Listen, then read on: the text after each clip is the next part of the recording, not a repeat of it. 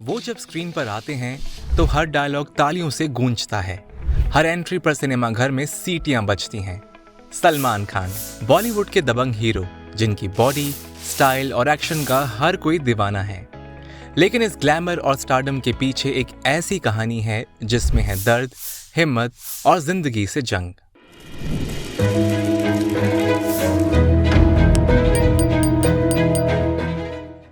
हाल ही में the great Indian couple show में सलमान ने मस्ती मजाक के बीच एक सच्चाई यूं ही कह दी।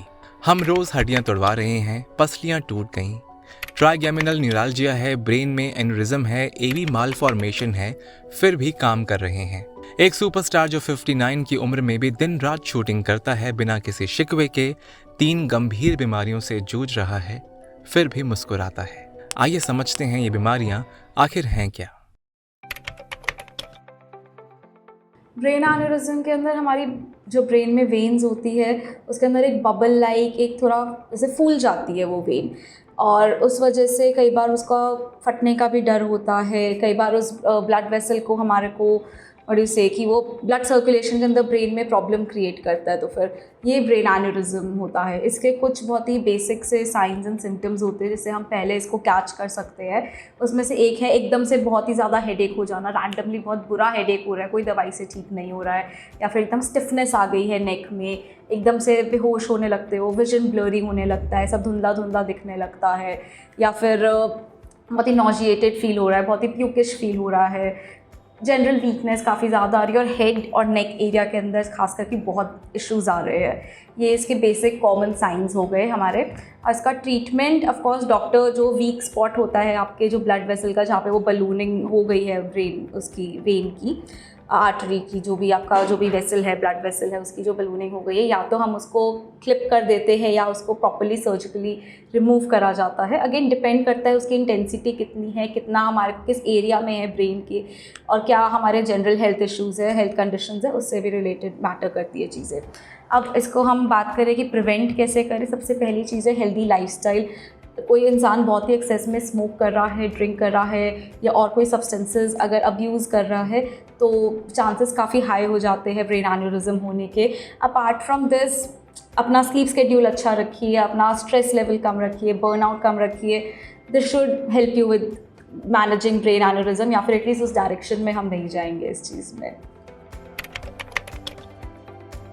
एवीएम या आर्टियोवेनस मेलफॉर्मेशन एक डेवलपमेंटल डिसऑर्डर है, जो कि जब चाइल्ड मदर के पेट में उसका डेवलपमेंट होता है तो उस समय वो बननी शुरू होती है। तो ये एक डेवलपमेंटल एनोमली है, और यंग एज में मोस्टली प्रेजेंट होती है एज अ ब्रेन हेमरेज, या कई बार पेशेंट को हेडेक या फिट्स की प्रॉब्लम, या कोई न्यूरोलॉजिकल डेफिशिट जैसे हाथ पैर में वीकनेस, नमनेस, और इस टाइप से पेशेंट प्रेजेंट करते हैं। तो ये बेसिकली एबनॉर्मल वेसल का एक गुच्छा होता है हमारे ब्रेन में या स्पाइनल कॉर्ड में। इसमें जो हमारी आर्टरीज होती हैं जो कि ब्लड लेके जाती हैं ब्रेन में, और वेन्स के बीच में एबनॉर्मल कनेक्शन होता है, और आर्ट्रियल वाला हाई प्रेशर वाला ब्लड जब वेन्स के अंदर जाता है तो उनके रप्चर होने की पॉसिबिलिटी बहुत ज़्यादा बढ़ जाती है। तो एवीएम जो है या आर्टियोवेनस मेलफॉर्मेशन, ये भी ब्रेन हेमरेज का एक कॉमन रीज़न है, और इसका ट्रीटमेंट डिपेंड करता है कि ये हमें इसका साइज़ क्या है, इसकी लोकेशन कहाँ पे है, इसकी जो सप्लाई है, जो इसमें नसें आ रही हैं वो कितनी एलोक्वेंट एरिया या इंपॉर्टेंट एरिया से आ रही हैं, या इसका वीनस ड्रेनेज कैसा है।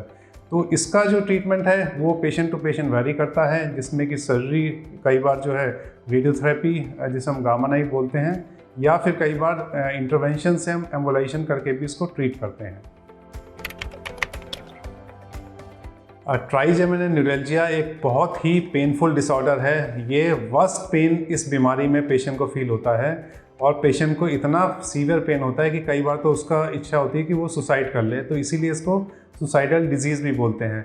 तो ट्राइजेमिनल न्यूरल्जिया में जो होता ये है कि जो हमारी फेस की जो नर्व आ रही है, जिसको हम ट्राइजेमिनल नर्व बोलते हैं, उसके साथ एक दूसरी आर्टरी आके और उस पर क्रॉस कनेक्शन बेसिकली उसके ऊपर दबाव डालती है, और कई उसमें से बेसिकली एक टाइप से शॉर्ट सर्किट क्रिएट होते हैं, और पेशेंट को करंट जैसा पेन जो है वो फेस पे फील होता है। और कई बार तो पेशेंट को खाना खाने में, पानी पीने में, या इवन स्किन टच करने में, या कई बार अगर ठंडी हवा का झोंका भी अगर फेस पे लग गया तो उसी से है सीवियर पेन जो है पेशेंट में प्रेसिपिटेट होने लगता है।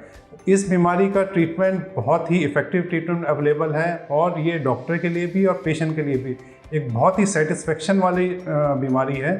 इसमें पेशेंट का जो पेन है वो एकदम से गायब हो जाता है।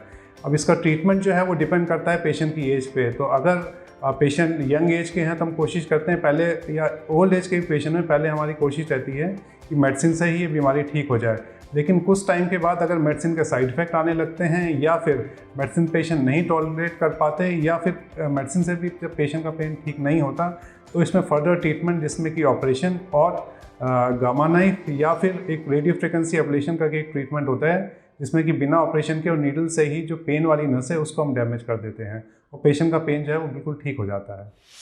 3 गंभीर बीमारियां, फिर भी सलमान शूटिंग करते हैं, जिम जाते हैं और करोड़ों फैंस को एंटरटेन करते हैं। सलमान खान सिर्फ एक सुपरस्टार नहीं है, वो एक इंस्पिरेशन है। उनकी कहानी बताती है कि मुश्किलें चाहे कितनी हो, अगर इरादा मजबूत हो तो इंसान हर जंग जीत सकता है।